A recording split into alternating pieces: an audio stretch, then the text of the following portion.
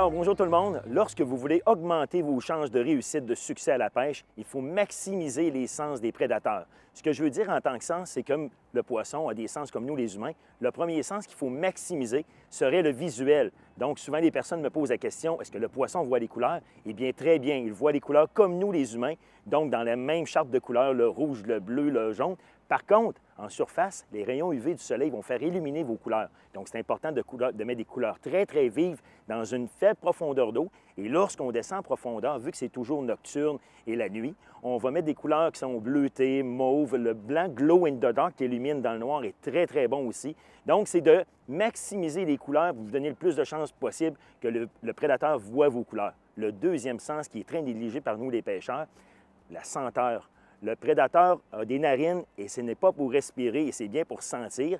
L'eau rentre à l'intérieur, il y a un sac olfactif qui analyse toute la moindre molécule d'odeur que dans l'eau et elle ressort par l'eau de narine tout simplement. Alors faites attention à vos odeurs et ce que je vous conseille le plus, c'est de rajouter de l'odeur qui va inciter le prédateur à venir attaquer votre leurre parce qu'il va penser que c'est naturel.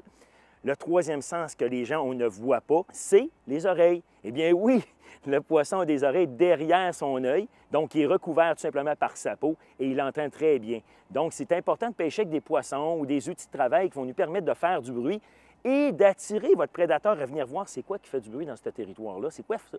Puis ensuite de ça, il va le voir visuellement. C'est pour ça qu'à l'intérieur des poissons nageurs aujourd'hui, il y a des billes pour faire du bruit, pour attirer de loin le prédateur et on sait que le bruit voyage 10 fois plus vite dans l'air que dans l'eau. Donc faites attention, c'est sûr qu'il ne faut pas sauter dans le bateau, mais maximiser le bruit est très important. Ensuite de ça, un sens qui est très aiguisé au niveau du prédateur, les lignes latérales qui sont chaque côté du corps du prédateur, vont aller rechercher la moindre vibration dans l'eau qu'une proie peut émettre juste en nageant.